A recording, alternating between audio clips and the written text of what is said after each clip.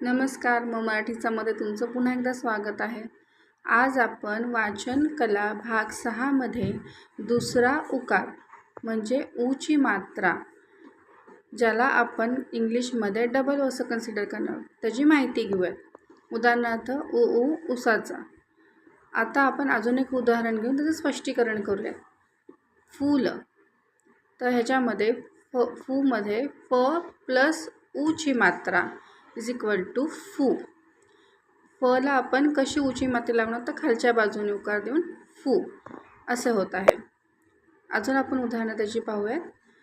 मूल दूध पीत आहे, राजूने खूप अभ्यास केला, झाडाला फुले आले आहेत, सूरज पूर्व दिशेला उगवतो, नूतन नवीन कपडे घाल, बाळू क्रिकेट खेळत आहे।